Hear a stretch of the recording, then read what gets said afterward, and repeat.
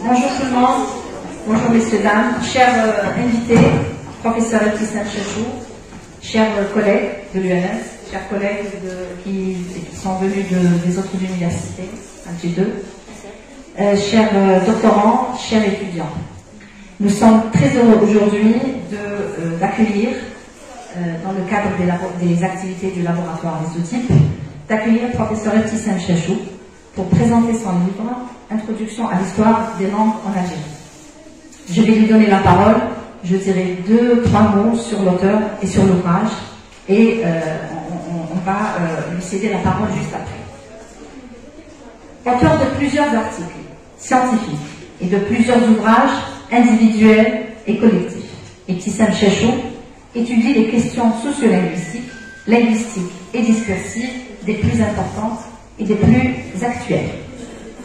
En travaillant sur des corpus variés, authentiques et contextualisés, ou sur des concepts qu'elle interroge souvent au prisme de nouveaux paradigmes théoriques et méthodologiques qu'elle définit soigneusement, elle propose des analyses fines, situées, mais aussi profondes et complexes, des réalités sociolinguistiques algériennes, maghrébines et celles de l'Afrique du Nord qui sont en perpétuelle définition et en perpétuelle évolution.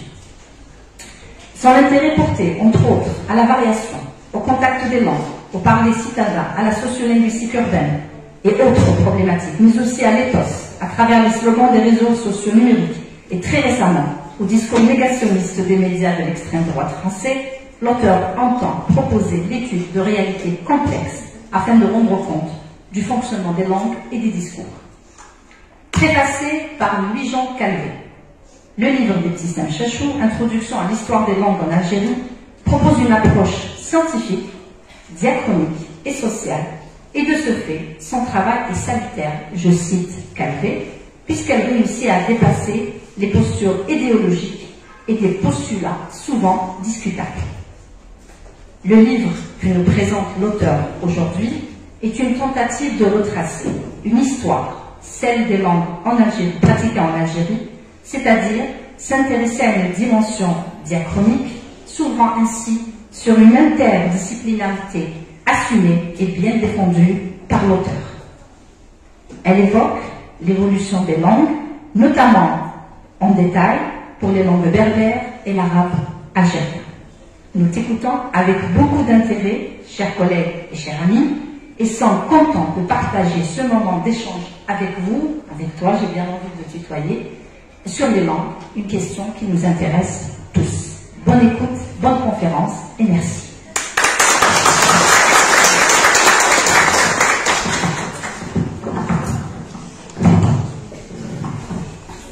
Merci beaucoup. Merci beaucoup, chère Camilla, de cette présentation très généreuse. J'ai douté à un moment donné, je me suis dit, parle de moi ou de quelqu'un d'autre. En tout cas, merci beaucoup, ça me fait très plaisir de t'écouter commenter un peu mes activités scientifiques, on va dire. Donc, bonjour, chers toutes, chers tous. Je vous souhaite la bienvenue donc, aux étudiants, aux doctorants présents, à mes collègues de l'ENS de Bouzeria, mais à mes collègues aussi d'Alger 2. Il y a des collègues que je n'ai pas vus depuis 2012, qui est la première et la dernière fois que j'étais venue ici à l'ENS de Bouzeria. Je suis contente aussi de voir Mohamed Smaïl, donc mon éditeur attitré, je peux dire ça comme ça. Donc c'est grâce à lui aussi que beaucoup d'ouvrages ont été édités, ont vu le jour. On sait que la bataille de l'édition est difficile en Algérie et voilà, il faut faire confiance aussi parfois aux auteurs et aussi confiance mutuelle que ça.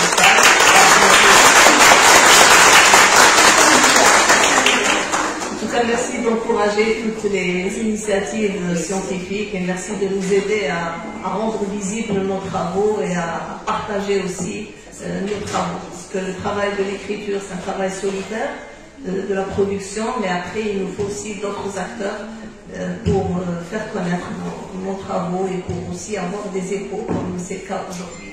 Donc sans plus tarder, je commence la présentation de mon ouvrage, une présentation qui va être succincte, et nous laisserons par la suite place au débat et aux questions que vous pourrez bien nous poser. Voilà, donc c'est la présentation de l'ouvrage Introduction à l'histoire des langues en Algérie qui est déjà sorti donc, en 2023. C'est un ouvrage que j'affectionne particulièrement parce que c'est un projet qui me tenait à cœur depuis un certain nombre d'années déjà. Un travail en diachronie, un travail sur l'histoire des langues en Algérie. Je pense que c'est un travail qui comble aussi un vide, aussi dans le domaine du livre en Algérie.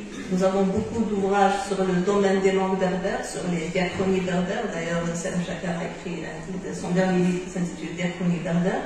Il y a aussi beaucoup de travaux sur l'histoire, l'évolution des langues berbères en Algérie, mais pas assez sur l'ensemble des langues de manière générale.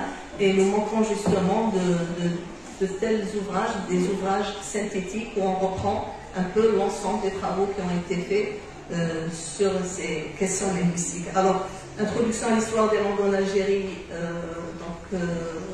a été publiée en 2023. Depuis, il y a eu 4 comptes rendus faits par des universitaires de cet ouvrage. Donc, il y a eu le compte rendu de Maria Rispay, celui de Philippe Blanchet, de Brancamblia, donc responsable de la revue italienne Ponti, et celui de notre collègue de Roche-Barrellige, Imen Miloudi.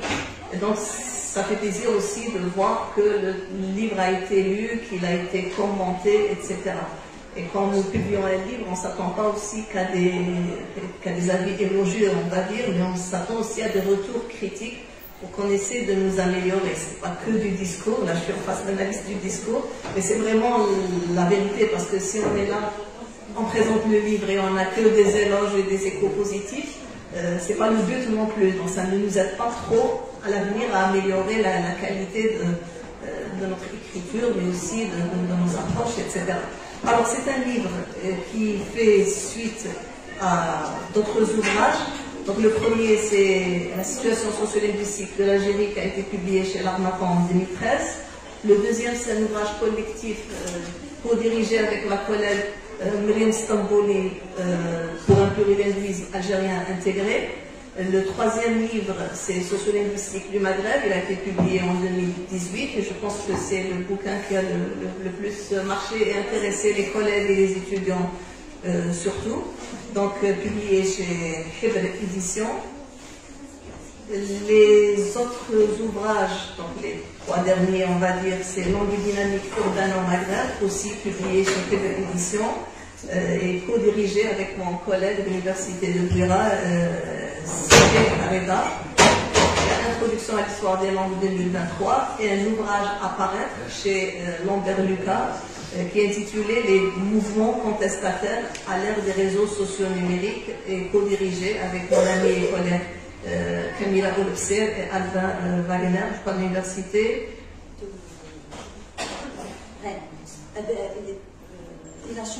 Il a changé d'université, donc voilà, il a beaucoup changé d'université ces derniers temps, donc on a, voilà, mais on salue Albin quand il va nous regarder, donc c'est un travail aussi intéressant sur les discours contestataires dans les discours, dans les réseaux sociaux numériques, et sortira en septembre, oui, d'après ce que nous a dit l'éditeur.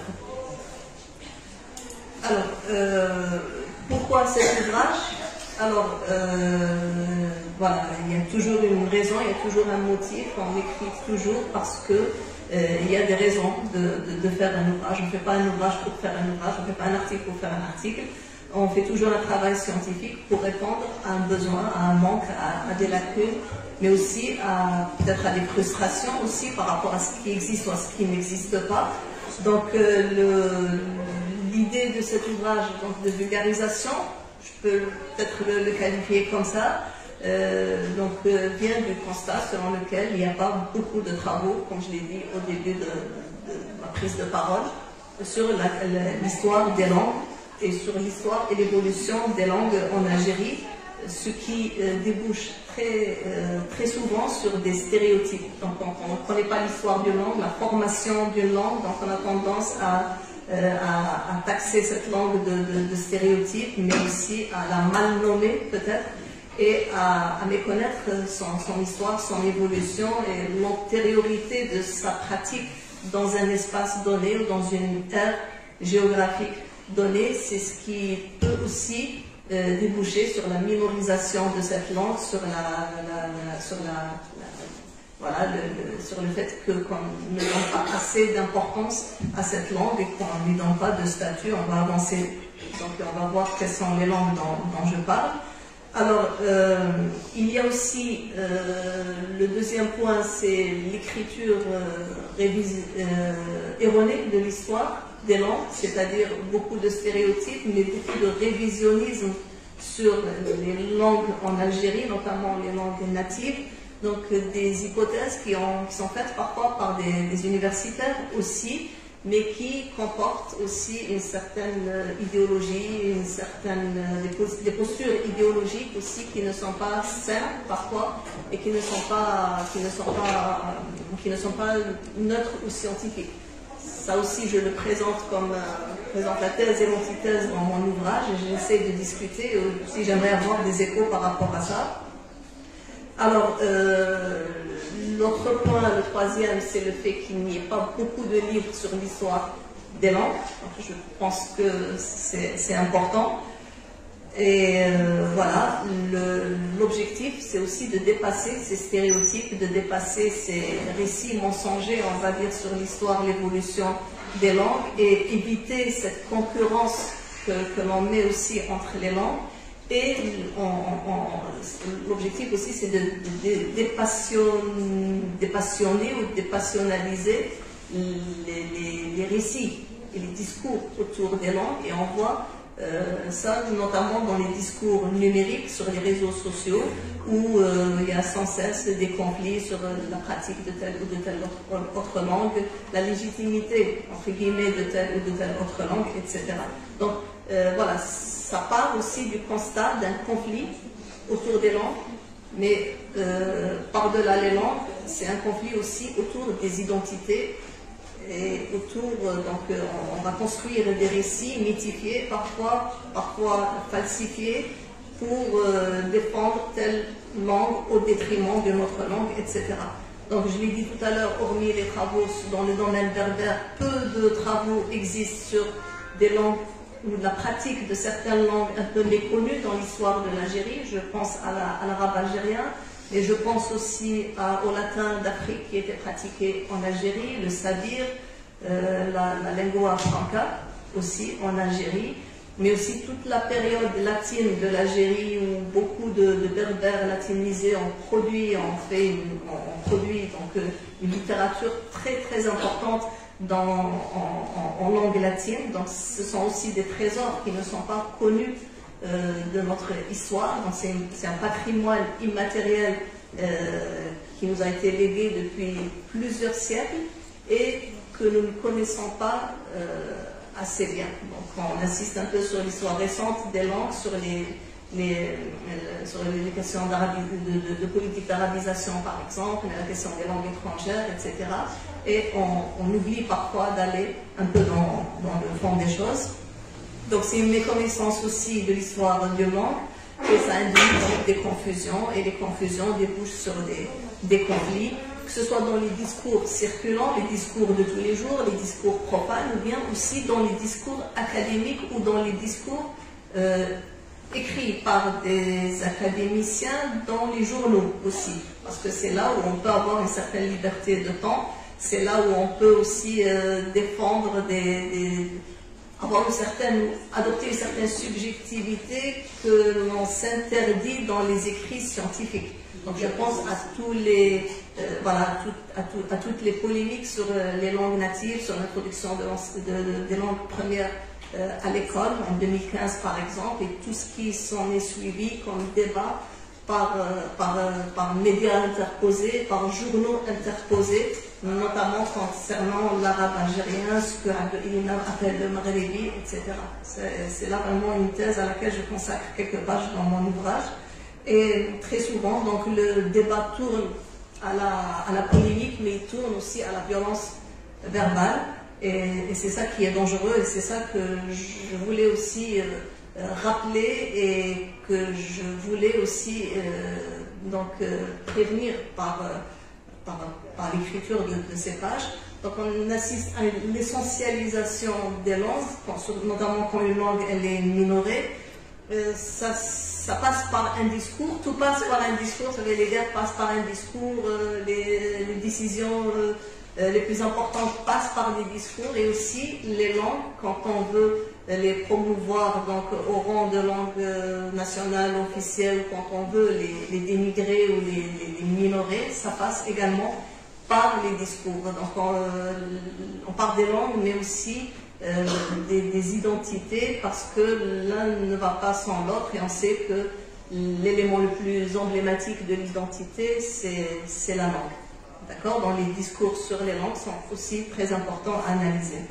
Alors, dans certains discours universitaires, il y a de l'idéologie, parce que ça existe aussi, et je crois que j'ai voulu aussi insister sur ça, parce que quand surtout les étudiants, quand ils tombent sur des articles scientifiques, pour eux, c'est neutre, c'est objectif, c'est académique, c'est fouillé, c'est vérifié, les informations sont vérifiées, et l'auteur, le linguiste est tenu par l'objectivité et la neutralité. Ce n'est pas toujours le cas. Donc il faut faire aussi très attention à bien vérifier les informations contenues dans les écrits même académiques et scientifiques. Je le dis pour les travaux publiés en Algérie, mais aussi pour les travaux publiés à l'étranger. C'est le cas donc, du dénégationnisme par exemple, et sur comment on insiste sur le négationnisme, où est-ce qu'on le trouve, dans quelles sources, et ça porte sur quoi exactement, plus exactement, etc. Donc c'est une notion qui est réservée par des universitaires à un contexte donné, à un génocide donné, etc. Donc pour vous donner que cet exemple, donc il faut aussi avoir un recul critique par rapport aux écrits scientifiques, un recul analytique aussi, et un regard analytique surtout sur les écrits scientifiques. Alors, il y a donc des discours, par exemple, qui vont introduire une certaine concurrence entre les langues, notamment entre les langues berbères, par exemple, et l'arabe algérien, que l'on appelle aussi le maghrébi. Et on va essayer de voir quelle est la langue la plus anciennement pratiquée, par exemple. Et la langue la plus anciennement pratiquée, c'est la langue qui a le plus de légitimité, etc. Et on va verser dans des discours comme ça, où on va faire prévaloir une langue au détriment d'une autre, ce qui induit donc les discours conflictuels dont j'ai parlé. Et on va essayer aussi de faire des discours qui vont légitimer une langue au détriment d'une autre. Alors, ça se fait quand il y a, je décris ici, une guerre de chapelle entre les linguistes, parce qu'il y a des linguistes qui veulent se démarquer par rapport à d'autres, et ils vont donner une version de l'histoire d'une langue qui est différente de ce qui est communément admis, etc. Et à la limite, je parle ici de révisionnisme, carrément, un concept que j'emprunte à l'histoire pour dénoncer cette contestation des faits linguistiques et de l'histoire de certaines langues, ce qui est dangereux aussi parce qu'il y a des finalités, on va dire, idéologiques qui motivent ce genre de discours. Alors, pour ce qui est des langues anciennement parlées, c'est un peu les difficultés que j'ai eues pour faire ce livre, c'est le manque de sources historiques. Donc de documentation, on va dire, sur l'histoire des langues. Donc beaucoup de langues ou de détails sur certaines langues restent donc à l'état d'hypothèse, donc notamment par rapport à l'arabe algérien. Il y a des périodes où on n'a pas de documentation, on ne sait pas ce qui s'est passé au Maghreb. Certains parleraient des siècles obscurs de l'Afrique du Nord où on n'avait pas, où personne n'a écrit sur le Maghreb. Et donc, c'est des périodes où on ne sait pas comment les langues ont évolué, quelles langues étaient parlées, quelle forme de langue, etc. Nous avons aussi des problèmes concernant l'appellation des langues. Par exemple, on parle du punique, mais on ne sait pas à quoi renvoie le punique. Est-ce que c'était du phénicien? Est-ce que c'est un phénicien mélangé avec les langues berbères? Et on a quelques écrits, mais très brefs, dans des stèles votives notamment, donc c'est les mêmes phrases qui sont répétées, presque le même vocabulaire, etc.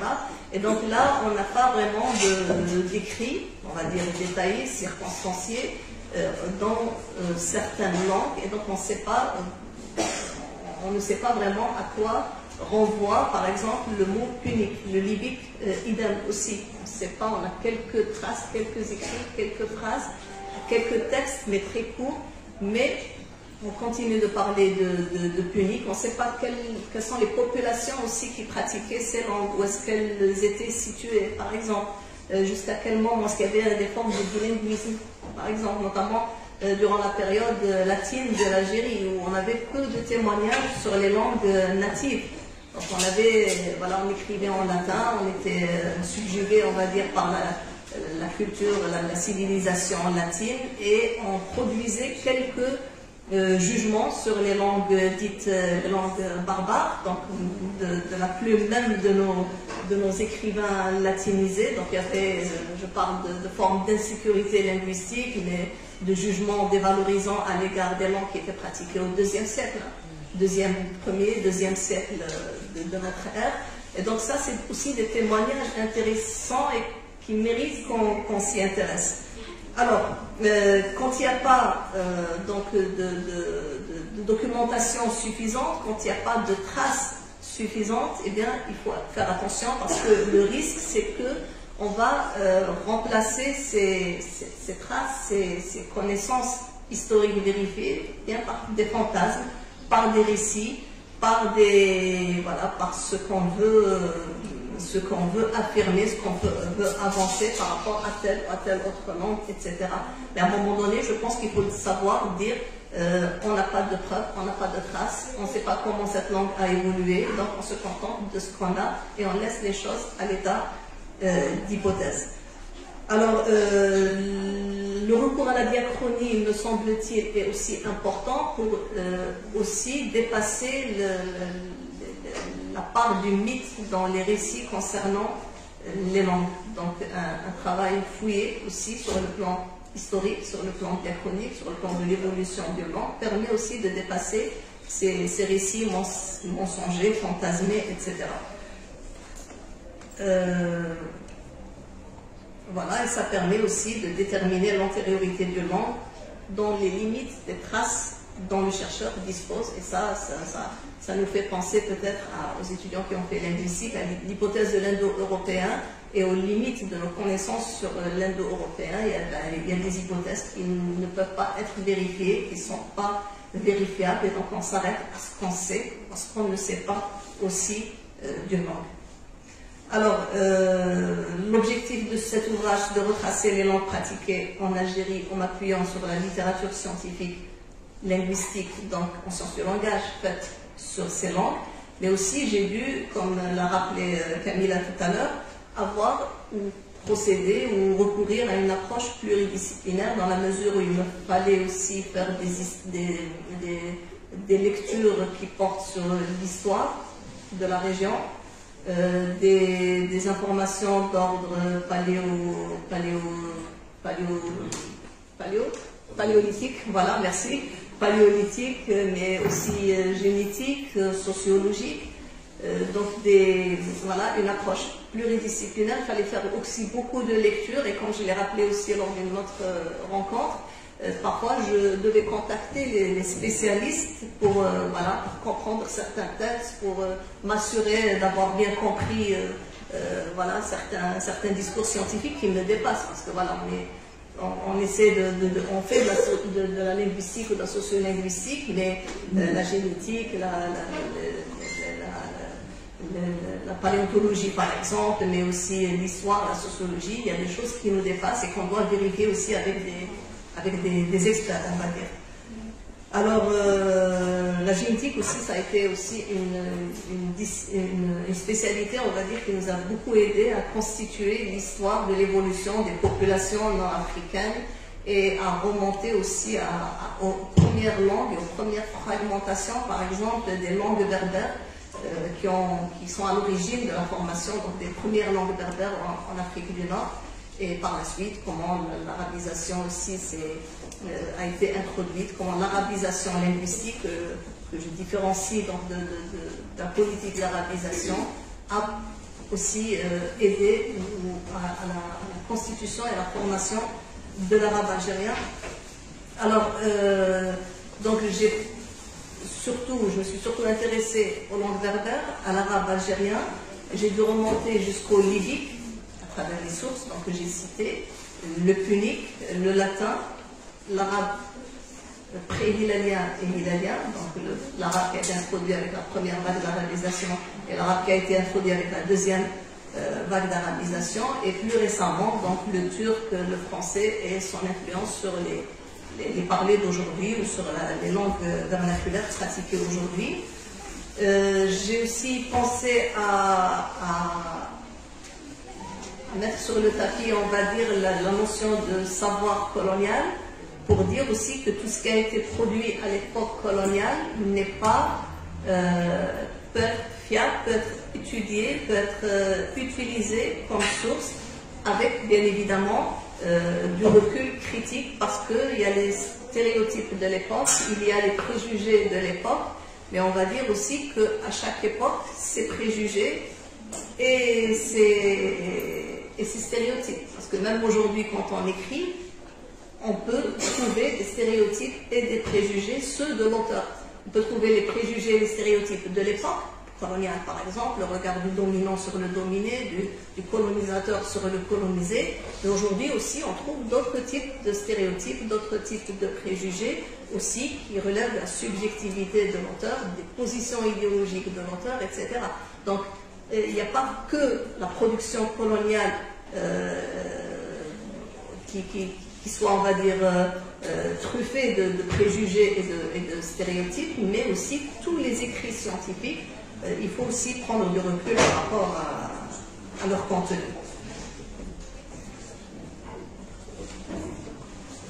Alors, là aussi, il y a une autre idée dans certains discours révisionnistes sur les langues, notamment sur l'arabe algérien, c'est qu'on fait plus confiance aux écrits en anglais qu'aux écrits en français, parce que le français c'est la langue des anciens colonisateurs et les Français n'auraient pas été neutres, objectifs aussi par rapport au contexte algérien, tout ce qu'ils ont dit, raconté sur les langues en Algérie, alors que les sources anglophones seraient plus fiables, d'accord, notamment concernant cette histoire du punique, etc. Alors, voilà, on rappelle, mais vous le savez déjà, que les Anglais aussi, c'était des colonisateurs, des dominants, et que eux et les Français se sont partagés l'Afrique, le Moyen-Orient, et voilà. Donc il y a toujours cette posture aussi du dominant sur les dominés. Voilà, donc les postures dans les médias, donc surtout dans la presse, on les trouve aussi de la plume des linguistes. Alors voilà, et là j'évoque la question du révisionnisme à la fin de cet ouvrage. Alors je vais peut-être énumérer rapidement les points contenus dans mon ouvrage, et s'il y a un point qui vous intéresse particulièrement, on peut en discuter. Alors j'ai commencé par parler du berbère, bien évidemment, ou les langues berbères, langues issues de la troisième fragmentation des langues akrasiennes. J'essaie de remonter très très loin dans le temps, à travers la documentation dont j'ai disposé, pour essayer de voir comment les premières traces du berbère ont été établies en Afrique du Nord. Je me suis intéressée aussi à l'évocation des berbères dans les textes égyptiens anciens, comment l'ethnolome An-Nazir a évolué à travers le temps, les langues libyques qui étaient pratiquées, la diversité de l'alphabet libyque également à travers les stèles, donc à partir du premier siècle du premier siècle de notre ère, deuxième siècle, etc. Les stèles bilingues, libyco-puniques, mais aussi, voilà, c'est surtout ça, c'est les stèles libyco-puniques. et les stèles, écrites aussi et parfois exclusivement en libyque.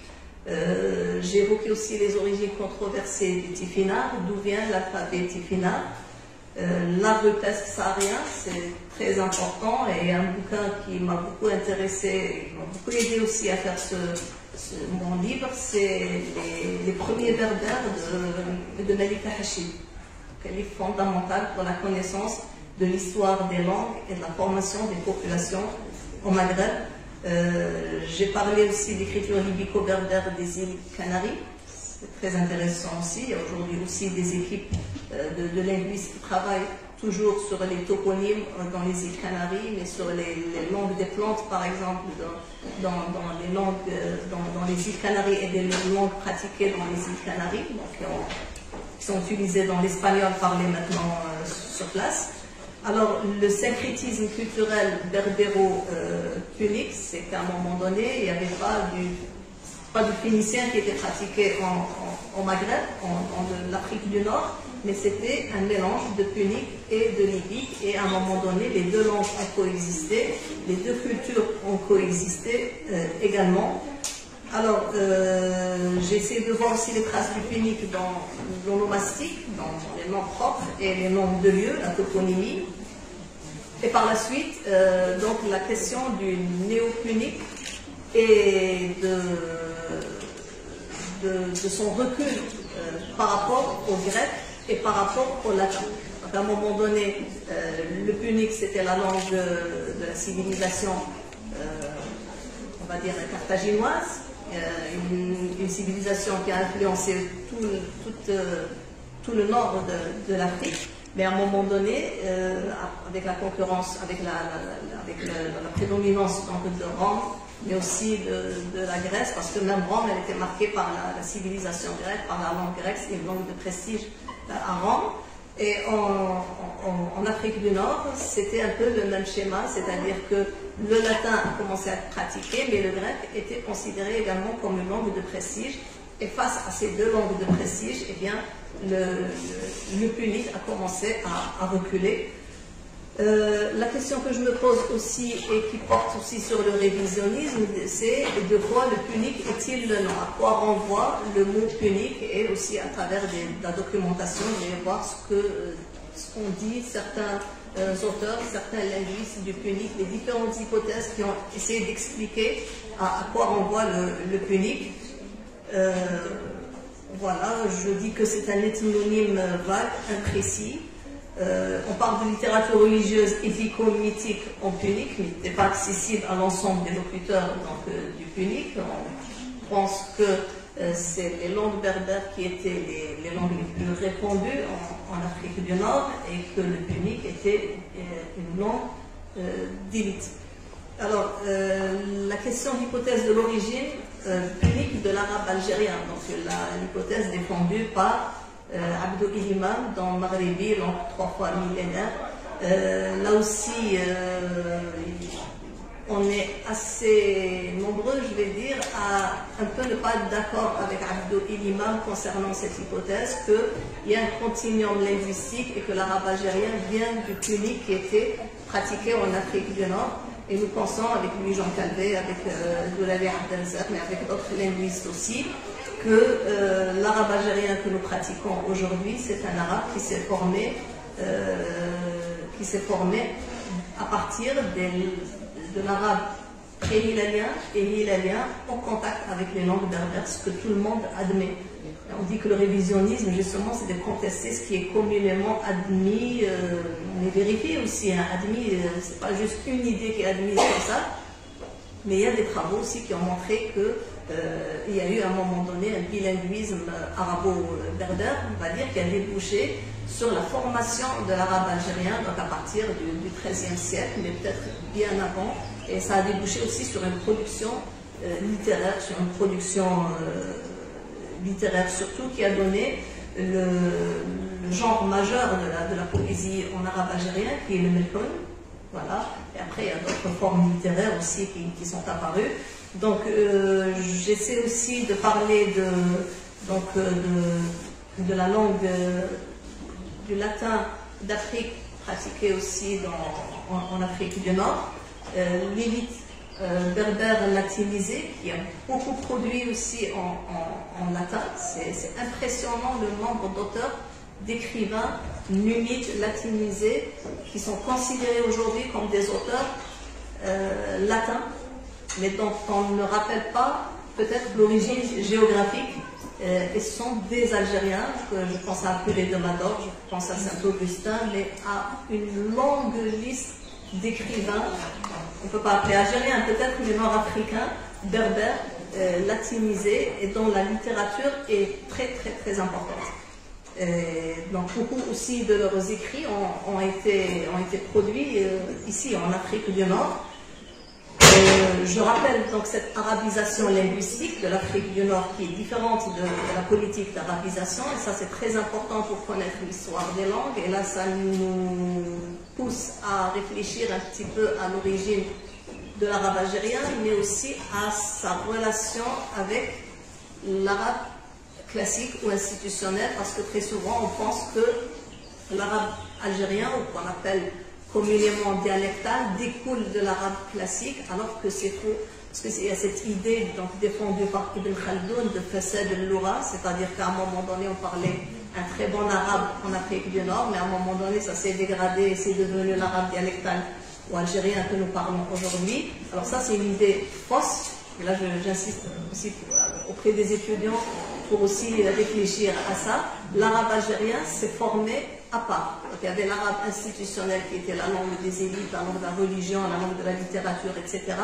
Mais l'arabe algérien s'est formé avec dès qu'il est entré en contact, on va dire, avec les langues berbères. Puisque nous parlons aujourd'hui, bon, la langue berbère, mais après le turc, le français, etc. D'accord? Après, avec l'évolution, il y a d'autres langues qui sont entrées en contact avec cet arabe algérien. Voilà, donc je parle de la langue turque aussi en Algérie. Donc il y a le fameux livre de Mohamed Bachir, le mot turc et persan dans le dialecte algérien. Donc, on a emprunté quelques mots donc, dans le domaine vestimentaire, culinaire, militaire donc de la langue turque, et qu'on utilise peut-être jusqu'à nos jours, même s'il y a des mots qui ont disparu. Je rappelle aussi de l'ouvrage de Mohamed Saji, Abdul Mohamed Saji, sur les chansons des janissaires turcs d'Alger. C'est une littérature algérienne, je pense, on s'approprie, on peut, je crois, parce qu'elle a été produite par des janissaires en Algérie et qui parlent de leur misère à Alger, de leurs infortunes dans la ville d'Alger, etc. Et il raconte la vie de soldats dans Alger, la bien gardée, n'est-ce pas? Voilà. Donc, je pense que c'est aussi un ouvrage très important et très intéressant à lire. Il y a même des poèmes qui sont bilingues, arabe, turc. D'accord? Ça mérite d'être lu. Je parle aussi de la lingua franca en Méditerranée. C'est une langue aussi qui était beaucoup parlée, notamment dans les ports méditerranéens et notamment à Alger. Donc c'est une langue aussi qui a donné lieu à une production littéraire, à des poèmes, à des dialogues, etc. Il y a l'ouvrage de Jocelyne Dahlia, très fondateur, on va dire, sur la question de la lingua franca. Par la suite, donc, il y a eu le sabir, donc un mélange, un patois franc-arabe, on va appeler ça comme ça. Je termine avec le français, ou le statut de la langue française en Algérie, mais aussi l'importance de la langue française pour les Algériens. Ça, il y a les littéraires qui sont là, c'est un peu le français arme de guerre, butin de guerre, hein, comme le dit Katib Yassine, mais c'est aussi un instrument je cite Katib Yassine, il y a un Nazir Katib qui dernièrement il est passé sur un G3 qui dit que chacun a une porte par laquelle il entre dans sa propre culture. Lui, il est passé par l'Afrique, par le sud de l'Algérie pour entrer dans la culture algérienne, dans sa globalité. Et je pense aussi que beaucoup d'Algériens, j'en fais partie, sont passés d'abord par le français pour revenir à l'arabe algérien, pour revenir à la production en arabe algérien, mais aux productions dans les langues berbères, etc. Donc, parfois, il nous faut peut-être sortir de sa culture, ou de la culture dominante, pour mieux réintégrer sa dimension, ou les différentes dimensions de son identité, de ses langues, etc. Donc c'est une porte de sortie et d'entrée en même temps. Je ne sais pas si vous me comprenez, je parle un peu, je fais la philosophie à deux balles, mais voilà, c'est un peu ça que je veux dire. Voilà, et je termine donc par ce statut du français, par le rôle du français dans cette appropriation de l'identité algérienne, de l'algérianité. L'accès à l'algérianité est très souvent passé par le français. Et je parle de la guerre de libération nationale, par exemple, où les textes étaient en français, où les déclencheurs de la guerre de libération de libération nationale étaient francophones, etc. Donc le français a joué un rôle quand même très très important dans l'éveil de la conscience nationale, dans la préparation de la guerre de libération, de la lutte pour la libération nationale, etc. Je l'ai évoqué tout à l'heure, donc il faut peut-être décolonialiser le savoir dit colonial et dépasser les stéréotypes que l'on a et le regard stéréotypé que l'on a sur les travaux faits à l'époque coloniale. D'ailleurs, il y a beaucoup de travaux en dialectologie faits par des dialectologues des années 30, 40, 50, 60 et qu'on n'exploite pas, je pense, assez, notamment dans nos travaux en linguistique et en sociolinguistique aujourd'hui. Donc beaucoup de descriptions des différents parlers faits dans les années 40, je pense à Cantino, mais je pense à Don Guillaume et à d'autres dialectologues. Et ça, ce sont des productions complètement oubliées par les chercheurs. Et je termine par ce discours révisionniste autour des langues en Algérie. Et ça, c'est le prochain livre. Je vous laisse décrypter le contenu. Smaït a une idée, mais bon. Voilà. Et je vous remercie beaucoup de votre attention.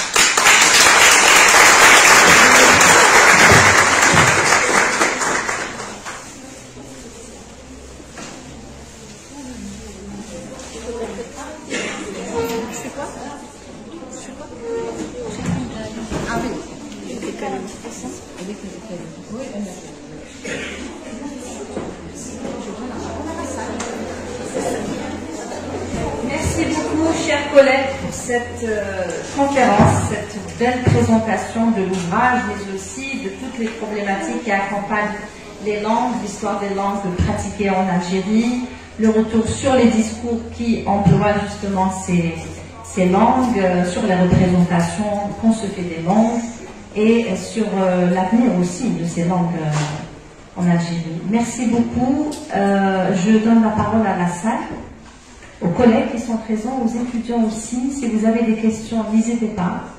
La conférencière répondra sur vos questions, même si elles sont d'ordre général, qui touchent le domaine de la sociolinguistique peut-être d'une manière